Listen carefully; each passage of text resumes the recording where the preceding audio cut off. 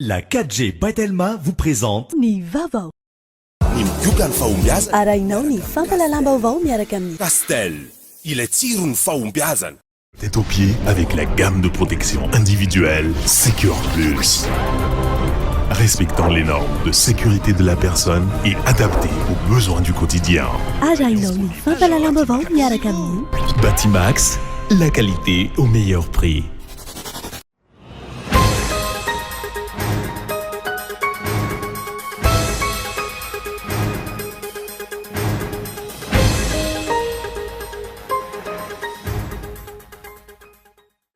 Ny malagasy no mavaolana misy eto amin'ny tany sy ny firenena hoy ireo solombavamoko ho an'ny fanovana ary tsy ekena ny fitsabahan'ny vahiny amin'ny raharaha tokantranon'ny malagasy hoy izy ireo.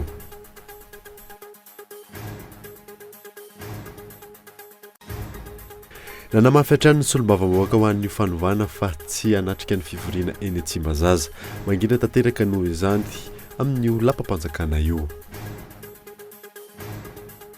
Tsy mifanohitra ny lalam-panorenana ny fampandrosoana ny fividianana raha nambaran'ny teknisiana eo amin'ny sehatra ny fividianana taorian'ny fanadinana ataon'ny Kolo Tv sy ny agence capsule. Nanomboka androany ny fitokonana faobe iarahan'ireo mpiandro fonja sy ireo mpirakitra raha eo anivon'ny fitsarana. Tsy maintsy misy ny ampamoaka raha toka tsy mifanaraka amin'ny fangatahan'izy ireo ny valin'ny fitsarana ireo mpiandro fonja voaroroy tamin'ny raha osinarfa. Maresaka iraisam-pirenena any Liban.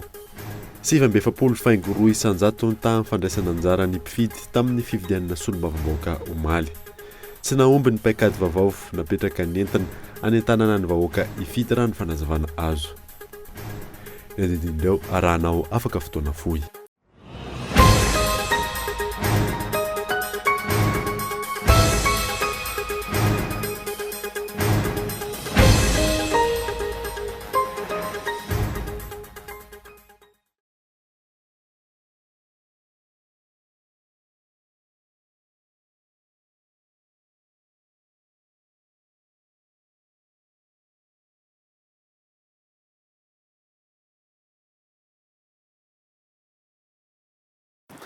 Miarabanao ndray tonga soa eto amin'ny fampalalam-baovao Kolo TV. Androany fa fito ny volana May tsy diso anjara amin'izany ireo any amin'ny faritra indrindra ireo amin'ny alalan'ny DSTV Antsirarana sy TNTV Fianaratsoa.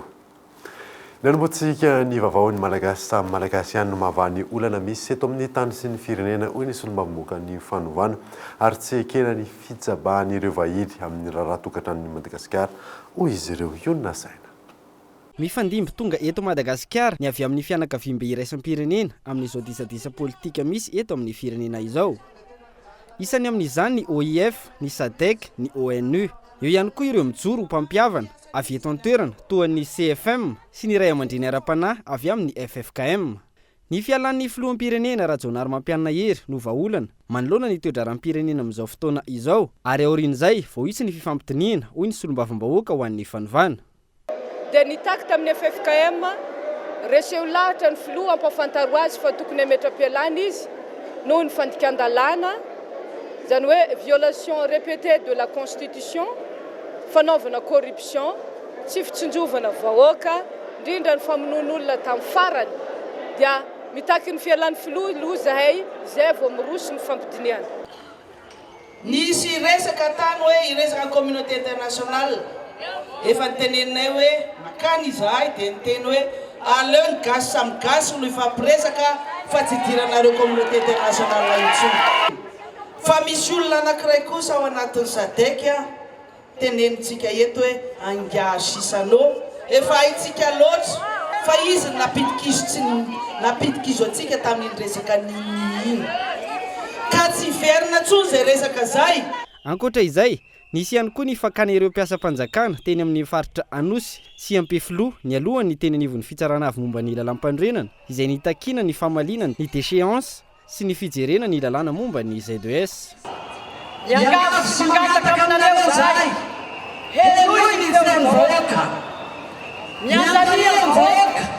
Nanatevin-darana ny tolona tarian'ny solombavambahoaka ho an'ny fanovana ihany koa ireo mpianatra sampana teo karena avy eny amin'ny anjerimanontolo tamin'ity androany ity. Nanao diabe ny ainga avy eny Ankatso hatreny amin'ny kianjan'ny 13 May.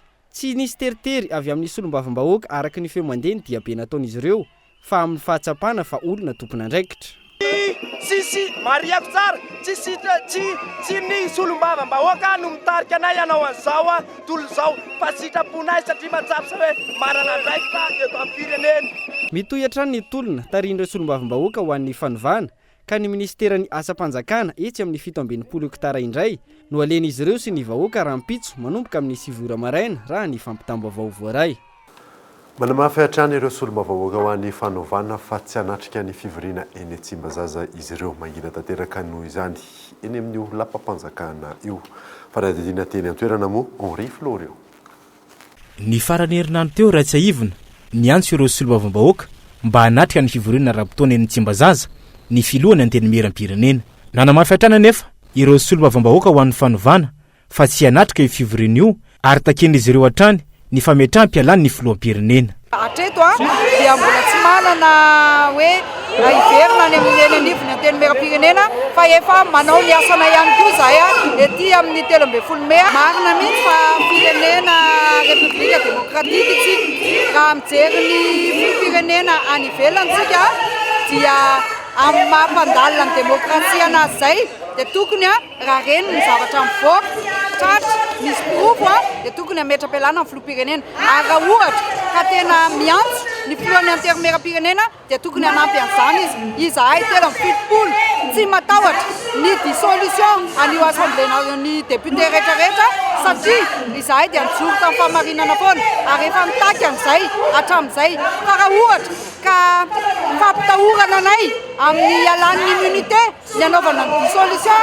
zay manana an'ireo vahoaka ireo tsy matahotra izay fa ny anay dia tsotra ihany mialahy ianao raha jaonary mampianina hery fa efa tsy tian'ny olona ianao efa naseho manerana ny faritany eny ny vahoaka mitaky ny fialanao sady manitsakitsaka lalam-panorenana ianao sady mandatsa-dray ianao ny tsy vita intsony tsy vao maîtrisenao intsony ny fitantanan-draharaha eto amin'ny firenena ity ka mangataka anao dia n'izao dia mametra fialana. Teto Tsimbazaza nangina tahaka izao ny lapan'ny anteny meram-pirenena tsy nisy afa-tsy solombavambahoaka vitsy no nanatrika io fotoana io tombanina no ampolona raha ny hita tena toerana asam-baomera tsy azo natrena no voalaza fa fandaram-potoana. Manamafy hatrany ny fametram-pialan'ny filoha ireo solombavambahoaka ho an'ny fanovana ary ny vahoaka malagasy porofo mivaingana ny fambiazan'ny hetsika mitohy hatrany ny tolona na ny eto Antananarivo na ny eny amin'ny faritra mbola manamafy sy mitaky hatrany ny amoahany ny HCC ny didy hametrany ny filohan'ny fametram-pialana. Mirodorody eto Madagasikara indray ankehitriny ireo mpanelanelana eo amin'ny sehatra iraisam-pirenena ijery vahaolana ary ampiaonan'ireo mpisehatra ara-politika eto amin'ny tany sy ny firenena moa ny antony raha ny fanazavana azo tsy ilaina intsony ireo mpanelanelana vahiny ireo ny raharaha eto amin'ny tany sy ny firenena raha ny voalazan'ireo solombavambahoaka ny fanovana sy ireo vahoaka manaraka azy Lili Rabiata. Araka nefa nampahafantarina Masovony Afrika Atsimo ny herinandro lasa teo ny amin'ny fahatongavandreo iraka vahiny tonga nelanelana eto Madagasikara misesa ny fahatongavan'izy ireo ny avy amin'ny vondrona afrikanina Ramtany Lamamra niaraka tamin'ny solitena maharitra ny vondrona afrikanina miasa eto Awa Ahmed Youssouf sy ny iraka avy amin'ny sekretera jeneraly ny firenena mikambana ny profesora Abdoulaye Batili no eto an-toerana ankehitriny. Anampy amin'ny fitadiavana vahaolana amin'ny zava-misy iaina ny firenena ankehitriny ny voalazan'izy ireo. Samy milaza ihany koa ankoatr'izay fa ifampidinika amin'ireo mpitarika politika eto amin'ny firenena.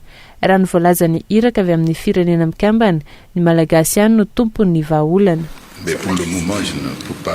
Amin'izao aloha dia tsy afaka ny resaka aminareo vahaolana. Ny vahaolana dia ampelantanan'ny malagasy. Ny sekretera jeneraly ny firenena mikambana izay nandefa taty dia manantena fa isy ny fifampidiniana eo amin'ireo mpisehatra rehetra mba hivoahana amin'ny krizy. Ny vahaolana dia any amin'ny malagasy voalohany indrindra ary ny vondrona iraisam-pirenena dia eto mba hanampy azy ireo. Na ireo solombavambahoaka ho an'ny fanovana na ireo vahoaka manaradia azy na ireo mpanelanelana tenany samy milaza fa ny malagasy ihany no tompon'ny fanapahan-kevitra amin'ny raharaha eto amin'ny firenena. Mampametra-panontaniana araka izany no mbola antony hatongavandreo vahiny manao sesilany eto Madagasikara. Mazava ihany koa raha ny voalazan'ireo solombavambahoaka hatrany no antony fitakiana ny ialany ny filoham-pirenena ankehitriny ary ny anatanterahana ny fifidianana ao anatin'ny fotoana aingana indrindra. Tsy mizotra amin'izany anefa ny fomba fiasan'ireo vahiny izay milaza ny fampidinika amin'ireo sehatra rehetra. Ireo vondrona iraisam-pirenena ireo izay isany mandray andraikitra betsaka ihany koa amin'ny fanatanterahana fifidianana.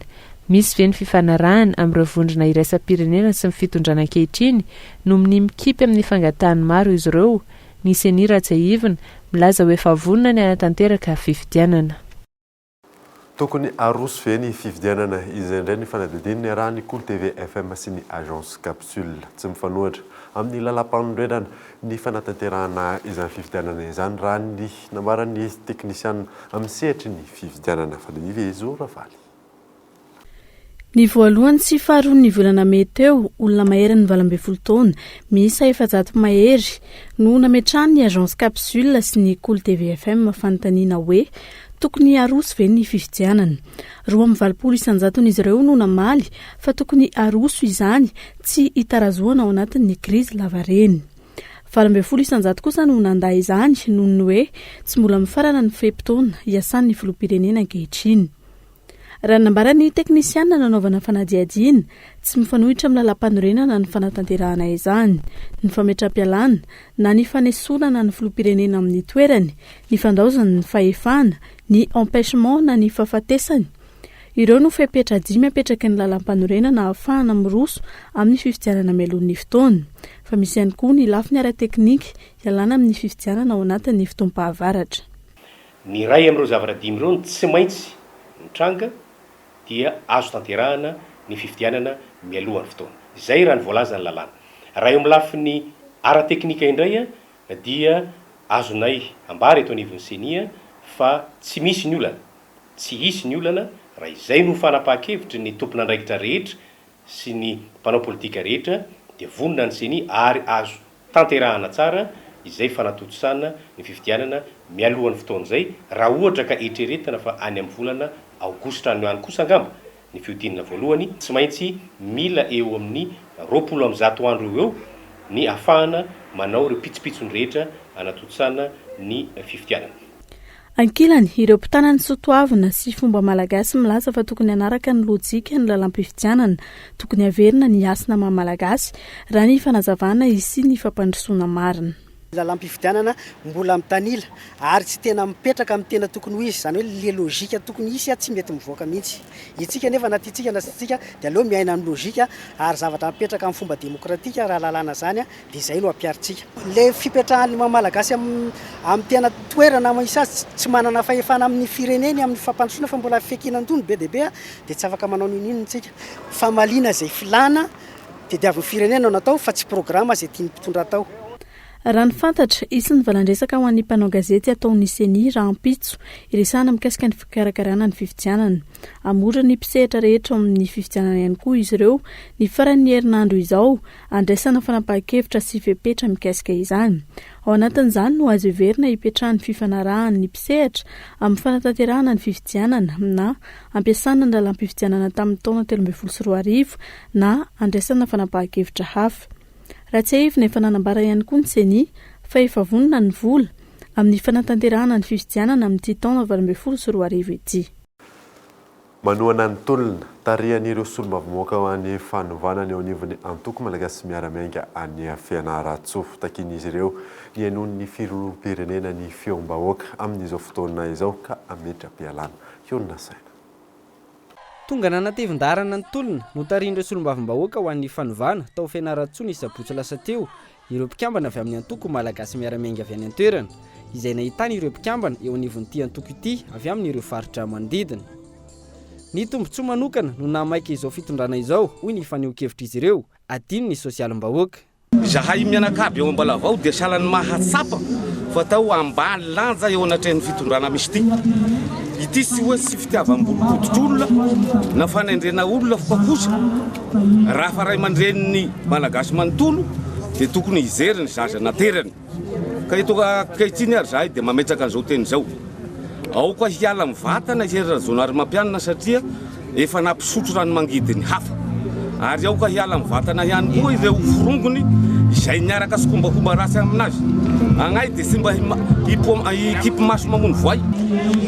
maso tena ny vehivavy ohatry matiatra vehivavy malagasy miaramiainga dia anisany manamafy mitolona izay ataony député telo amby fitopolo izay mitolona ho an'ny fanovana ny Madagasikara. Makasitraka makatelina andreo député izay mijoro hitolona zao tsy fandriam-pahalemana kolikoly sisisa anatin'ny herisetra moa zany indrindra fa nay vehivavy izay anisany mizaka an'izany na ao anatin'ny tokantrano zany na ao anatin'ny firenena. Mankasitraka ary manohana hatrany ireo solombavambahoaka ho an'ny fanovana ny antoko malagasy miaramiainga ao Fianaratsoa raha ny fanazavana hatrany ary mandray anjara feno amin'ny tolona iaramanana. Ka dia misaotra manokana andreo député ny malagasy miaramiainga ary manolo tanana azy ireo izahay aty amin'ny faritra, manolo tanana aty amin'ny faritra izahay teo satria tolona iaramanana ary ezaka ho fanavotana ny firenena. Ka izahay eto Fianaratsoa dia tsara ny mampafantatra fa misy solotena avokoa androany ny malagasy miaramiainga rehetra isaky ny district rehetrarehetra eny fa ato anatin'ny faritany Fianaratsoa iray manontolo manolo tanana ireo solombavambahoaka antsika. Tanana itsony fa tongotra miandakany dia sampody raha sy tonga amin'ny tanjotsika mianakavy. Izay manentana ny vahoaka rehetra Vaovao miaraka nao tanana miara-mandraya soroka miara-milanja amin'izao fanovana takina eto amin'ny firenena izao isaorana ireo solombavambahoaka telo amby fitopolo izay nanao maritiora nanolotry ny ainy tokoa amin'ny fitiavan-tany razana. Ankoatra ny teto Antananarivo, nisy hetsika notarindreo solombavambahoaka ho an'ny fanovana ny faritra 5. Nanatevin-darana izany ireo mpikambana eo anivon'ny antoko malagasy miaramiainga manerana nosy izay mitaky ny fametrapelan'ny filoham-pirenena noho ny tsy fahafehezan'ity farany ny fitantanana ny firenena.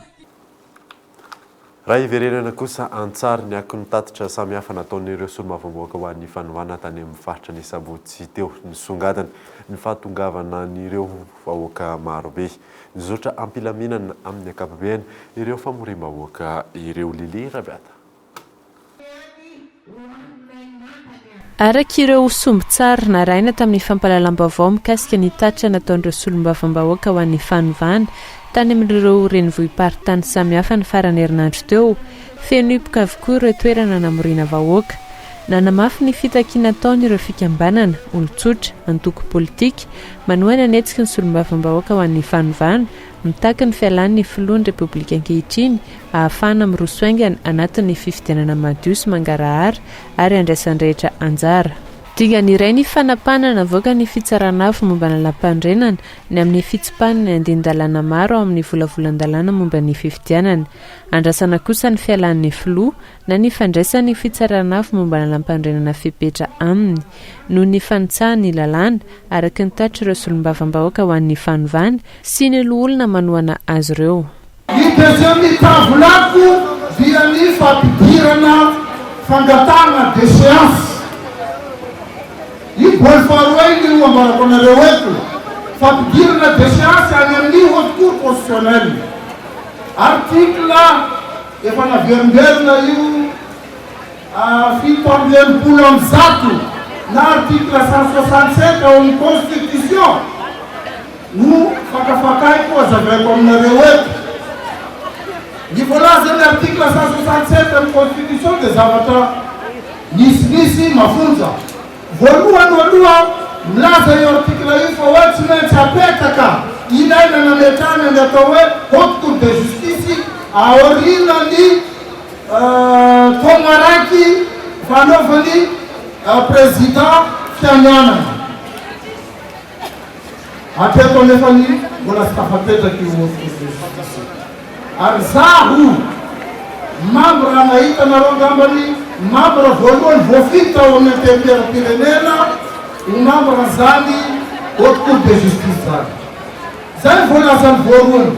Faharoy milaza koa ny lalàna fa hoe azona ataon'olo zay mana hampirofo tombotsoa mitory amin'ny haute cour constitutionnelle zay omena lalana omena io article io lalana angala sazy zay tokony no raisy ny haute cour de justice raha ohatra ka ny tafatsangana io haute cour de justice io.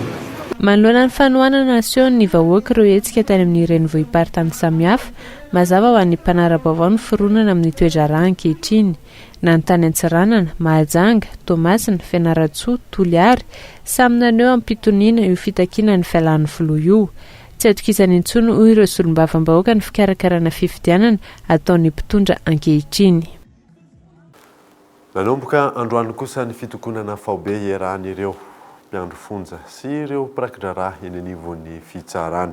Tsy maintsy isy ny mpamoaka ratoka tsy mifanaraka amin'ny fangatahany izy ireo ny valin'ny fitsarana n'ireo mpiandro fonja voaroroy tamin'ny raharaha Osina Arfa Gaetan Andratsilavo. Ho fanehoana ny firaisan-kina manoloana ireo namana voakasiky ny raharaha Osina Arfa, ny tokona nanomboka androany ireo mpandraràny fonja sy ireo mpirakidrarà eny amin'ny fitsarana. Tanteraka zany izy io manomboka androany mitohy rapitso ary ny alarobia moa mivoaka ny didi-pitsarana. Dia izay zany le zavatra misy ary izy io dia manerana ny nosy voan'ny tseo atoandro izahay sy ny mpirakidrarà no ny fanafatra momba ny zavatra io hoe firaisan-kina no atao dia alao atambatra ny hery ka na eo aza sanatry ny vava aladiny lela izay inoko fa tsy afara amin'izay na eo aza natao hoe ireo mpandraràny fonja vitsivitsy no ny fatahorana ny toerany sy ny sezany dia hivoana amin'ny atao hoe fanapahan-kevitry ny barao nasionaly ny syndicat ka hanatanteraka anjambany an'ireny zavatra reny dia ny etsakilany ny mpirakidrarà tsy hanao ny asany ka tsisy antony hanatanteraka n'izany raharaha-pitsarana zany rehefa tsy miasa ny mpirakidrarà. Ivoaka ny alarobia ho avy izao araka izany ny valim-pitsarana ireo mpandraràny fonja voaroroy tamin'ny raharaha Osina Arfa. Raha tsy mifanaraka amin'izay tadiavinareo ny valim-pitsarana, anao ahoana ny toy ny fitokonana? Somary manahirana le fanontaniana saingy ny io moa araka ny teny tany am-boalohany hoe ny débat contradictoire teo re dia nafatarana zavatra be dia be ary izay no mahatonga anay manao an'izao. Fa raha sanatria hoe tsy nanatra débat contradictoire izahay dia mety tsy niteny ninona izay fa be dia be ny zavatra fantatra tao dia izay no mahatonga anay manao arofanina. Ka ny amin'ny alarobia araka ny antso izay nataonay dia hoe hanao ny fitsarana araka ny feon'ny fieritreretany tokoa raha matoa filohan'ny fitsarana ka rehefa izay moa zany no hita hoe araka ny feon'ny fieritreretany ka hitanay kosa fa mifanitsy amin'ny tokony ho izy dia inona moa no atao fa dia isaorana ny fitsarana. Mety isy ve ny ampamoaka momba io raharaha Osina Arfa io? Ny syndicat ny mpiandro fonja sy ireo mpirakidrarà izay nanamafy fa misy zavatra fantatra ao, izany hoe misy zava-miafina ao ambadika izay tsy tiana ho fantatry ny be sy ny maro. Pentsy dokavarotra izay sika amin'izao fotoana izao aorinan'izay natatsika ny toyany fitakiana izay ataon'ireo fikamanana malagasy monina any ivelany any. Eo ihany koa ny fiarahan'ny groupe Star amin'ny alalan'ny Oviva sy XXL ny fifaninana Embec Aventure. Rehefa avy eo ary.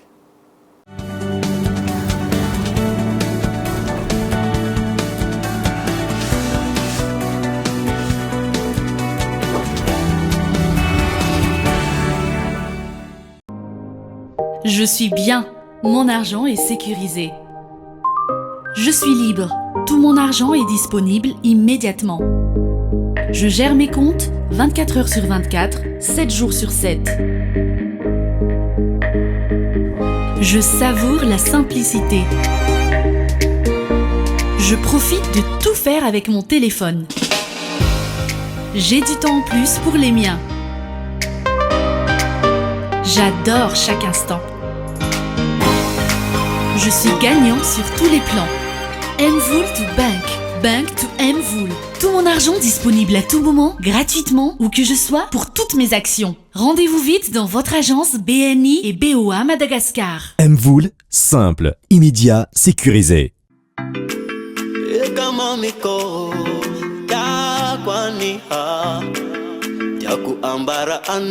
Mbola tsara misy be saina mamoy fotoananareo amin'ny festival leader italiany 26-27 mai ho avy zao tous unis contre le sida ananao mahita azy amin'ny andao na agnalavitranao fiaignako manontolo tsy mety sy koa tsisy anao debidebiko fagna adignako lafa mipe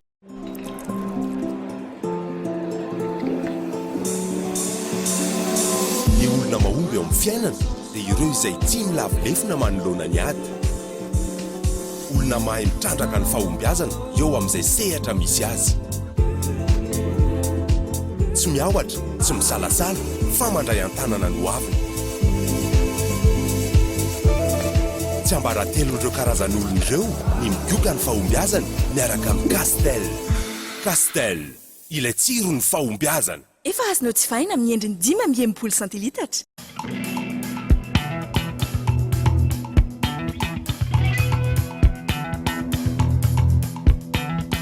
Salama daholo e, milira tomoso kafanky dia manasa antsika amin'ny 26-27 mai anosy Belleville Festival Libertalia.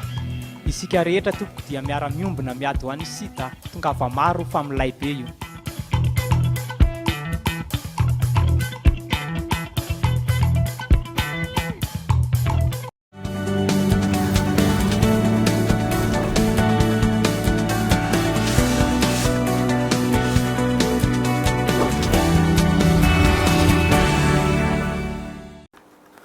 Lafo vaovao hafa kosa indray ara-dalàna amin'ireo mpankafy hazakazaka bisikileta indray ny Ovive sy ny XXL mandritra ny Embec Aventure andiany fahatelo amin'ny 12 sy 13 Mei ho avy izao. Halavirana mahatratra 1.9 kilometatra moa ny fifaninanana amin'izany. Michela Ranaro zao. 10 Mei sy 13 Mei izao no anatanterana ny andiany fahatelo amin'ny mini bike adventure. Ireo mpankafy VTT sy hazakazaka amin'ny bisikileta ary ireo tia mandeha tongotra no asaina andray anjara amin'izany. Halavirana mahatratra 1.9 kilometatra no hifaninanana amin'izany ary eo amin'ny 20 kilometatra andehanana no tanterahana eo anelanelany Ambohimanambola sy Mantasoa. Misy 90 mahery ny mpifaninana ary misy 5 kosa ireo disiplinina arakaraka ny sokajy-taona. Isan'ireo mampiavaka ny M-bike ny fahazoana fafinaretana amin'ny alalan'ny fanatanjahantena, fa eo ihany koa ny fahafantarana ny zava-baovao sy ny fahitana tontolo samihafa. Antony tonga ny orinasa Star amin'ny alalan'ny vokatra XXL sy Ovive anohana ity hetsika ity. Star zany efa nanomboka tamin'ny édition voalohany no nandray anjara tamin'ny M-bike en tant que sponsor sy boisson officielle ny hetsika. Amin'ity andiany fahatelo ity zany dia misy ny animation XXL, animation Ovive ary animation marque amin'ny boisson Star izay ataonay any amin'ny arrivée à Mantasoa. Dia betsaka tokoa ny kilalao ataonay ihany, zany hoe betsaka koa ny loka hozarainay ihany. Ny mpanentana ny hetsika moa zany rehefa tonga Mantasoa dia Andro Baronne, dia misy koa ny DJ ny animation mandritra ny tapakandro arivo manontolo. Ny animation tsika zany efa manomboka arena mbola tsy tonga ary ny mpandray anjara voalohany efa manomboka ny animation XXL Ovive. Mandritra ireo roa andro ireo izarana Ovive sy XXL avokoa ireo mpandray anjara. Tsy ho latsa-danja amin'izany ihany koa ireo mponina eny Ambohimanambola sy Mantasoa isy hatrany ny fanentanana sy ny lalao samihafa eny an-toerana. Tontolon'ny kolontsaina kosa indray dia mampiavaka ny malagasy ny sova saingy vitsy ny mahafantatra azy amin'izao fotoana izao noho ny fanatotoloana sy ny fivoaran'ny teknôlôjia. Ankoatr'izay manana ireo antsoina hoe fanatanjahantena nentim-paharazana ihany koa isika gaetao Andriatsilavo.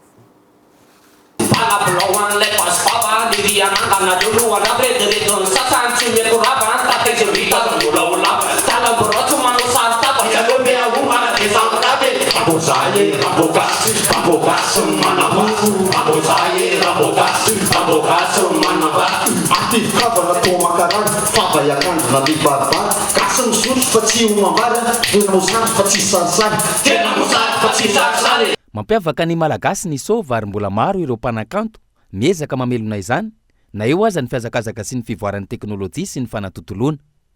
Miainga amin'ny zavamisy ny zana ho kanto ampitana afatra ho an'ny mpankafy. Arakin'izay zavatra izay moa raha mahita zany fa betsaka ny zavatra azo lazaina, azo tsikiraina ary misy koa ny azo deraina amin'ny zavatra misy eto amin'ny tany sy ny firenena. Tsy miamby hoe mahay an'ilay sova fa mozika anankafizinay. Tia vato-drazana zay dia lasa tia sova koa. Ny sova dia vazo nentina mba hanainganainga fanahy. Somary maherihery izany amin'ny tonony indraindray fa zay mihitsy ny ilaina anay taitra entina apakatra kely ny heritsaina rehefa hiatrika amin'ny fiainana. Ankoatran'ny sova, dia hira, hosodoko sy ny maro hafa, isan'ny mampiavaka ny Madagasikara ihany koa ny fananana ny fanatanjahantena ara-kolontsaina. Izany hoe ireo fanatanjahantena nentim-paharazana toy ny tolona, moraingy, savika sy ny maro hafa. Tontosa ny sabotsy 20 ny volana Aprily lasa teo raha tsy hivina ny fanolorana tamin'ny fomba ofisialy ireo fédération na iraisam-pirenena misy araiky amby 7 ho an'ny art socioculturel. Dikan'izay nanomboka tamin'le 28 avril lasa teo dia manana faleovantegna ara-kolontsaina ny firenena malagasy a. Tsisy tsony le hoe filazagna fa tsisy rafitra mifehatsika amin'ny ara-kolontsaina eto Madagasikara satria nahita tao daholo ny astrologie, ny anthropologie, ny arts martiaux, ny art de combat, ny art culinaire. Amin'ireo fédération na araiky amby 7 ireo miisa 430 ny eto Madagasikara ary ireo firenena vahiny ny 7 ambiny. Izay kosa ny dirantsika ny tontolon'ny kitra ao anatin'ny andro faha 4 amin'izao fotoana izao ny Liga any Espagne any. Tao anatin'izany moa nisy ny Classico saraka ady sahala roa FC Barcelona sy Real de Madrid nandritra izay Classico izay ao Florian. Ao anatin'ny andro faha 4 izao ny fiadiana izay ho tompon-daka ny Espagne raha nivoaka dalao omaly no jerena ny lalao voalohany izay niona ny Malagasy sy ny Deportivo lavo tamin'ny isa 3-0 ny Malaga. Teo amin'ny lalao faharoa lavo tamin'ny isa 2-0 ny ekipa ny Atletico de Madrid nanoloana ny Espanyol. Lavo ny Getafe tamin'ny isa 2-0 ny Palmas. Teo amin'ny lalao izay niona ny FC Barcelona sy ny Real de Madrid indray kosa ny ravady sala 2-2 ny Lyon teo amin'ny rotonta. Anio alina indray no ifandona ny Leganés sy ny Levante. Ao anatin'ny andro faha 4 eo amin'ny fiadiana ny tompon-daka ny Espagne ity. Maresaka iraisam-pirenena kosa indray any Liban 7.2 isanjato ny tany fandraisana anjara amin'ny mpifidy tamin'ny fifidianana solombavambahoaka omaly tsy nahomby araka izany ny paikady vaovao napetraka nentina anentanana ny vahoaka ifidy raha ny fanazavana azo fanadina eo amin'ny sary France 24. Tokony omaly tamin'ny 7 no tapitra ny fandatsaham-bato tato amin'ny tanànan'ny Balbec ary ny toy avy hatrany tamin'ny fanisam-bato izany nanomboka omaly. Tsy misy afa-tsy 7.2 isanjato ny mpifidy tonga nandaza-bato tao Liban araka ny fanambarana navoaka ny ministry ny alitany Libanais. Raha toka tsy mbola fantatra ny valim-pifidianana, maro ny olona nidina an-dalambe sy nitondra sora-baventy nanomboka omaly, naneho ny fanohanana izay solombavambahoaka ny fidiny. Araka ny vaovao miely any an-toerana, ny force politique traditionnelle no mety azo isambato betsaka amin'ity fifidianana solombavambahoaka ity.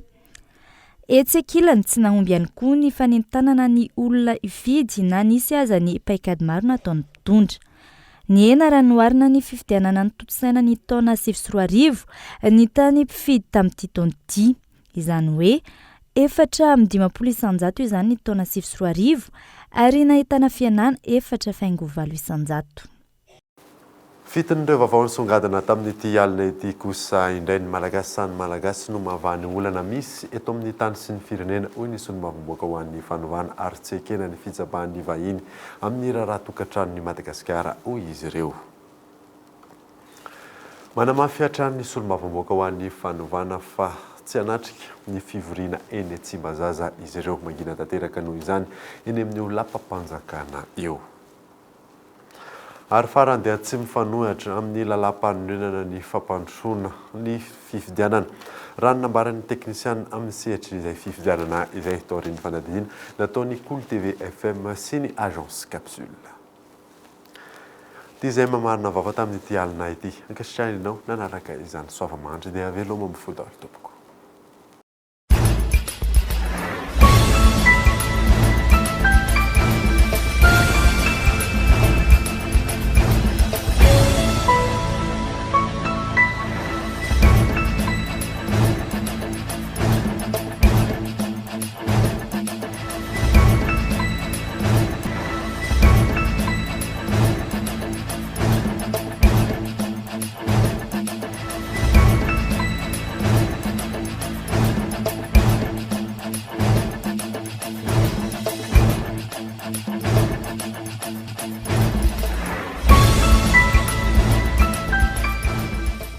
Au pied avec la gamme de protection individuelle Secure Plus.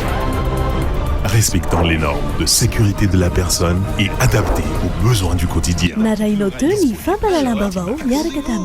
Batimax, la qualité au meilleur prix. Castel, il est tiré une faumbiazan. La 4G by Telma vous a présenté Vaovao.